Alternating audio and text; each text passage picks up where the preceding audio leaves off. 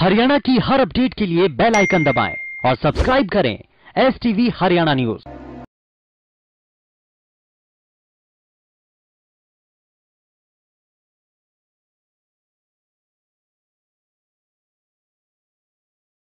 नमस्कार, आप देख रहे हैं हमारी खास पेशकश और मैं हूं आपके साथ शुभेंदु सिंह। कोरोना की वजह से पूरे देश में लॉकडाउन लागू है। लॉकडाउन की वजह से सबसे ज्यादा परेशानी गर्भवती महिलाओं की भी बढ़ चुकी है। कोरोना की वजह से गर्भवती महिलाएं अस्पताल पहुंचने में असमर्थ हैं।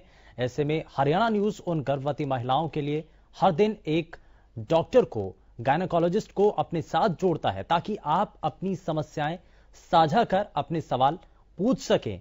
सवाल जवाब से पहले जरा आपको ये रिपोर्ट दिखाते हैं। कोरोना वायरस के साए के बीच एक गर्भवती महिला की मानसिक स्थिति क्या हो सकती है, इसे दूसरी गर्भवती महिला से बेहतर शायद ही कोई समझ सकता हो। डर के इस माहौल के बीच खुद की देखभाल करने का एक मानसिक दबाव और कोरोना से सहमी हुई इस दुनिया में अपने होने वाले बच्चे के लिए सुरक्षित जहां की कामना, कुछ ऐसे ही मनोभाव उठ रहे हैं उन महिलाओं के मन में जो इस महामारी के काल में अपने अंदर एक और जिंदगी समेटे हुए हैं।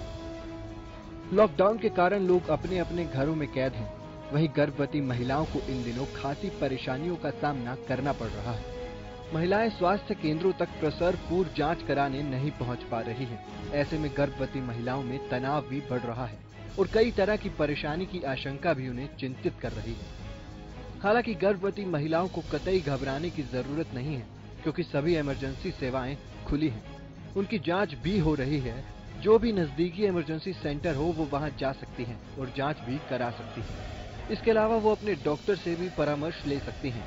महिला डॉक्टरों की माने तो गर्भवती महिलाओं को थायराइड, शुगर एक्लेम्पिया जैसी बीमारी की जांच करानी चाहिए ताकि बच्चे पर इस बीमारी का प्रभाव न पड़े। इसके अलावा गर्भवती महिलाओं को योग भी करना चाहिए, क्योंकि गर्भावस्था के दौरान हार्मोन बदलते हैं। ऐसे में तनाव बढ़ जाता है। तनाव से बचने के लिए प्राणायाम, अनुलोम विलोम और योग करना चाहिए। ऐसे में क्या एक्सरसाइज करना है और क्या योग करना है, ये अपनी चिकित्सक से अवश्य पूछें। अपने मन से कोई भी व्यायाम ना करें।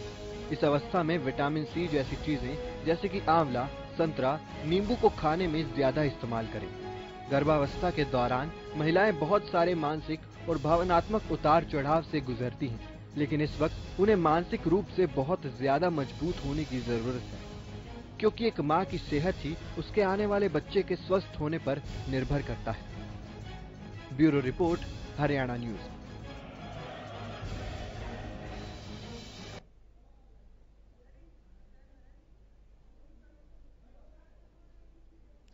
तो ये हमने आपको रिपोर्ट दिखाई है और इस रिपोर्ट के जरिए हम आप तक ये बात पहुंचाने की कोशिश कर रहे हैं कि घबराने की जरूरत बिल्कुल भी नहीं है, क्योंकि ये जो मुश्किल भरा समय है ये निकल जाएगा। लेकिन आप जिस नई एक जिंदगी को अपने साथ सजोए हैं उसका आपको बहुत ज्यादा ध्यान इस वक्त रखना है।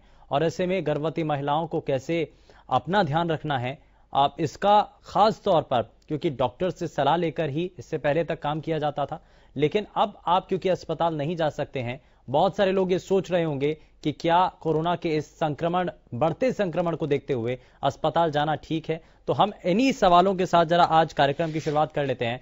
हमारे साथ एक खास मेहमान कार्यक्रम में जुड़ चुके हैं, डॉक्टर नूपुर गुप्ता हैं, गायनेकोलॉजिस्ट हैं। बहुत स्वागत है डॉक्टर नूपुर आपका कार्यक्रम में।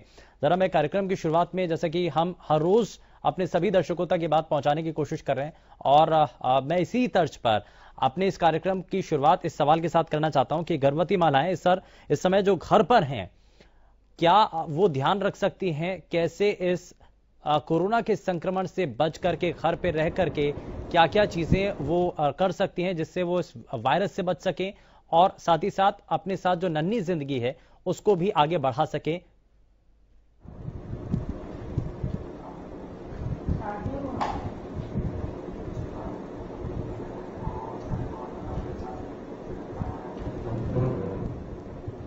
डॉक्टर नूपुर, मुझे सुन पा रही हैं आप? लगता है शायद संपर्क नहीं हो पाया है, लेकिन हम यहां आपको लगातार तस्वीरें दिखा रहे हैं और हम आपको अपने इस कार्यक्रम, दरअसल हमारे इस कार्यक्रम का मकसद यही है कि हम ज्यादा से ज्यादा उन लोगों तक भी पहुंचे जो इस वक्त मुश्किल में हो सकते हैं या उनके जहन में बहुत सारे सवाल हो सकते हैं। तो वो लगातार पूछना चाहते हैं, जानना चाहते हैं, और इसी को लेकर के हमने ये फोन लाइन कार्यक्रम भी रखा है। इसमें आप अपने जो सवाल हैं, जो भी इस वक्त महिलाएं आप ये कार्यक्रम देख रहे हैं, वो इस कार्यक्रम के जरिए अपने सवालों को रख सकती हैं, जान सकती हैं। गायनेकोलॉजिस्ट डॉक्टर नुपुर गुप्ता हमारे साथ कार्यक्रम में बनी हुई हैं, और एक्सपर्ट के जरिए जो आपके सवाल हैं वो हम एक्सपर्ट के जरिए उन सवालों के जवाब देने की कोशिश करेंगे। डॉक्टर नुपुर, जरा कार्यक्रम की शुरुआत मैं आपसे इसी सवाल के साथ करना चाहता हूं। गर्भवती महिलाएं इस समय घर पर हैं, घर पर रह करके कैसे वो अपनी और साथ ही साथ अपने आने वाले जो नन्हा है उसकी कैसे ध्यान रख सकती हैं वो महिलाएं, किन किन चीजों का उनको ध्यान रखना होगा, अपनी डाइट किस रूप में उनको आगे बढ़ानी होगी?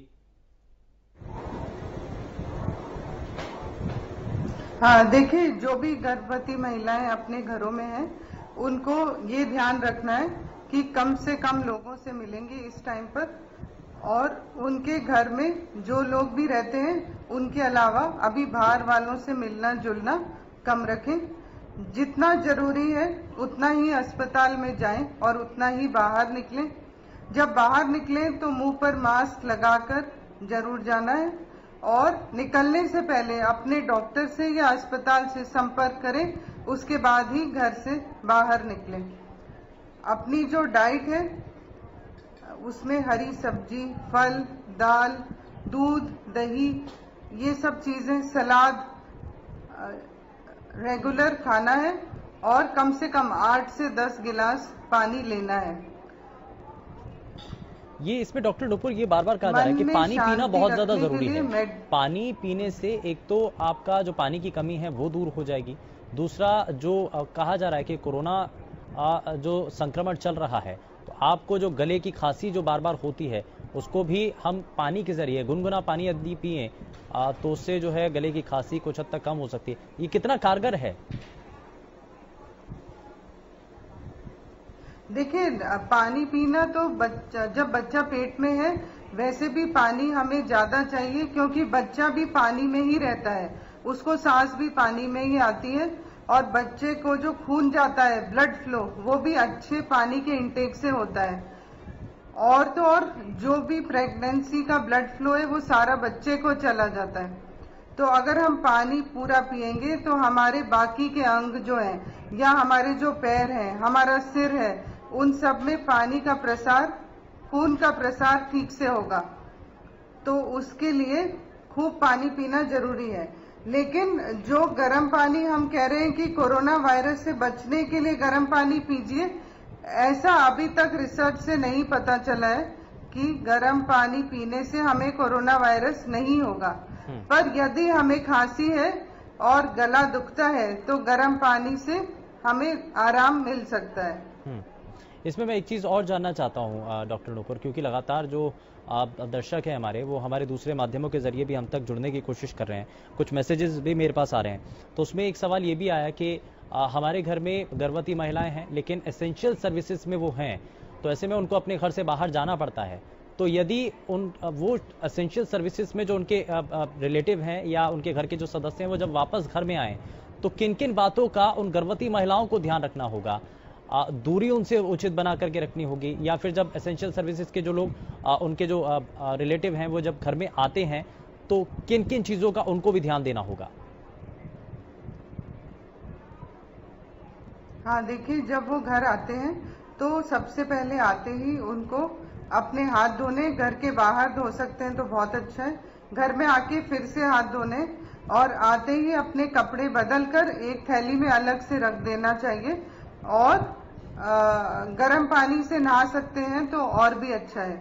लेकिन घर में साथ में रहते हुए फिर भी हमें एक दूसरे से दूरी बनाए रखनी चाहिए, कम से कम 2 मीटर की दूरी बनाना अच्छा रहेगा।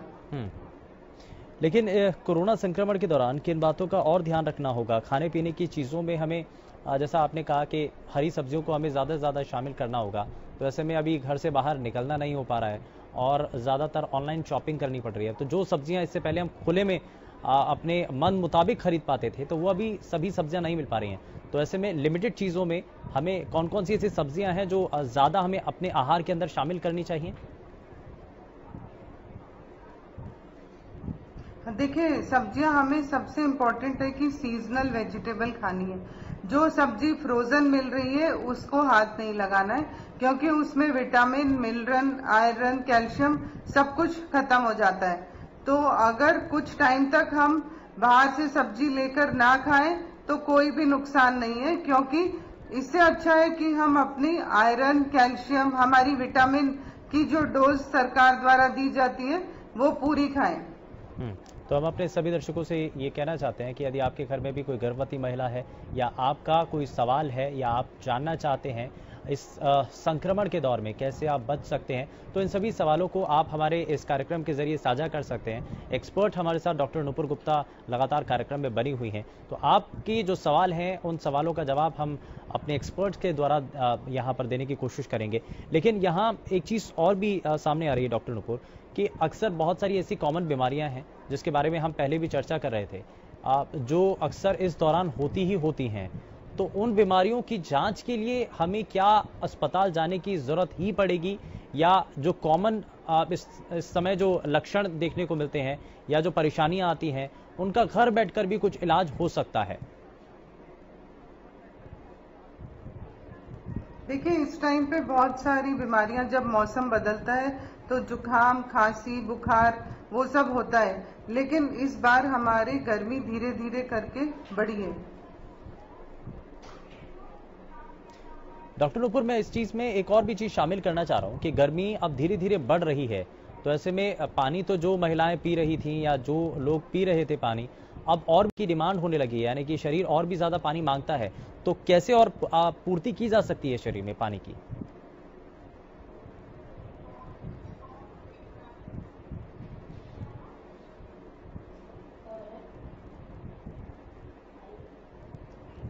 लगता है शायद कुछ तकनीकी खामी है, लेकिन हम दोबारा संपर्क साधने की कोशिश करेंगे डॉक्टर नुपुर से। और हम आपको इस बीच ये भी बता दें कि आप लगातार अपनी बातों को हमारे साथ साझा कर सकते हैं। आपके जो सवाल हैं, आप जो जानना चाहती हैं, यदि आपके परिवार में, आपके घर में, आपके रिश्तेदार में कोई गर्भवती महिला है तो बहुत ज्यादा एहतियात बरतने की जरूरत है, क्योंकि अब मौजूदा वक्त में जो स्थिति आज पूरे देश दुनिया के अंदर बनी हुई है ये बेहद गंभीर है। और साथ ही साथ यहाँ आपको सावधानी बरतने की काफी हद तक जरूरत है, क्योंकि आपकी थोड़ी सी लापरवाही आपको बहुत ज्यादा मुश्किल में डाल सकती है। लेकिन सबसे पहले हम आपको बार बार यही कह रहे हैं, घबराने की जरा भी जरूरत नहीं है, आप बिल्कुल भी पैनिक ना करें। और साथ ही साथ बस जो हिदायत आपको बार बार दी जा रही हैं, जो कुछ ऐसी जो कॉमन परेशानियां हैं उनका जो समाधान आप घर में बैठ करके ही कर सकते हैं, उनको आप पूरी तरीके से नजर बनाएं। और लगातार आप हरियाणा न्यूज के जरिए जो आप तक जानकारी पहुंचाई जा रही है, जो एक्सपर्ट के जरिए हम आप तक बातें पहुंचा रहे हैं, आप उनको फॉलो करिए और इस घातक बीमारी से, इस घातक वायरस से आप बच सकते हैं। एक छोटे से ब्रेक के लिए हमें यहां रुकना होगा।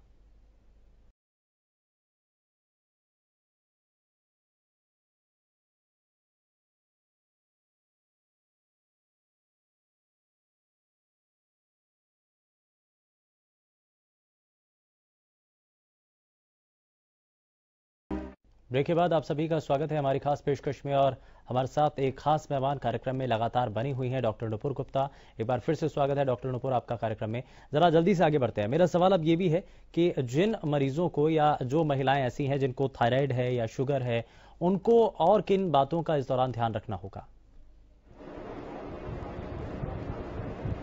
हाँ, देखिए, शुगर की मॉनिटरिंग इस टाइम पे बहुत करनी जरूरी ज्यादा है, क्योंकि एक तो आप अस्पताल नहीं जा पा रहे हैं और दूसरा आपकी जो नियमित एक्सरसाइज है आप वो नहीं कर पा रहे हैं। तो इस समय सबसे अच्छा रहेगा कि हम अपनी डाइट के द्वारा अपनी शुगर को कंट्रोल करें।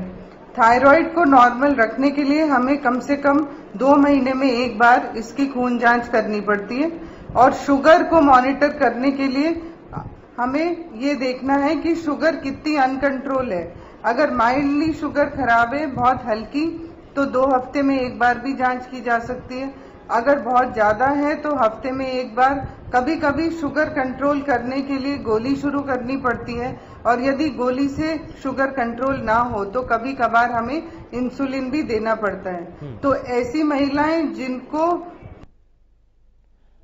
लेकिन डॉक्टर नुपुर, इस दौरान मैं ये भी समझना चाह रहा हूं कि जिन महिलाओं को थायराइड की परेशानी है, तो ऐसे में घर बैठ करके क्या सलाह हो सकती है कि थायराइड की जो परेशानी है वो कैसे दूर हो सकती है, या उसके लिए कुछ सलाह आप महिलाओं को देना चाहती हैं? देखिए, जिनका हमें पहले से मालूम है कि थायराइड है, या प्रेगनेंसी में डायग्नोज हुआ है, तो सबसे इम्पोर्टेंट ये बात जरूरी है कि हमें थायराइड की दवाई सुबह उठते ही भूखे पेट लेनी है और उसके आधे घंटे बाद ही कुछ खाना है। अगर हम अपनी दवा टाइम से लेते रहेंगे तो थायराइड की कमी का असर बच्चे पर कम होगा। और 2 महीने में एक बार थायराइड का जो जांच होती है TSH, वो करके आप अपने डॉक्टर को अपने फोन से या मैसेज से बताते कई बार डॉक्टर नुपुर, ये महिलाओं की तरफ से सवाल किया जाता है कि जब प्रेगनेंसी के दौरान अगर थायराइड हो जाता है, कई बार ऐसा हो जाता है, तो क्या वो जिंदगी भर उम्र भर रहता है? नहीं, ऐसा नहीं है, पर थायराइड की रिक्वायरमेंट प्रेगनेंसी में इसलिए बढ़ जाती है क्योंकि बच्चे का जो थायराइड ग्लैंड है जो यहाँ गले में होता है वो डेवलप नहीं हुआ होता, उसका डेवलपमेंट होता है बच्चे के पैदा होने के बाद। तो थायराइड हार्मोन का रिक्वायरमेंट किसी भी गर्भवती महिला के लिए बढ़ जाता है। तो जो थायराइड हार्मोन की जांच होती है TSH, उसकी वैल्यू हम चाहते हैं कि 3 से कम रहे और उसको मॉनिटर करने के लिए हम कभी कभी थायराइड सप्लीमेंटेशन देते हैं जो सिर्फ प्रेगनेंसी में ही दिया जाता है। तो ये खाने पीने से कुछ कंट्रोल किया जा सकता है या सिर्फ दवाई ही एकमात्र इसका इलाज है? नहीं, इसका एकमात्र इलाज दवाई ही है और वो ही सबसे अच्छा है। यदि जिस मदर को हाइपोथायराइड है प्रेगनेंसी में और वो दवा ना खाए तो उससे बच्चे में भी थायराइड की कमी हो जाती है और उसके गले में गांठ होने का रिस्क हो जाता है। इसलिए माँ को अगर थायराइड सप्लीमेंट की दवा दी जाती है तो वो रेगुलर खानी चाहिए, इससे बच्चे पर भी असर नहीं होगा।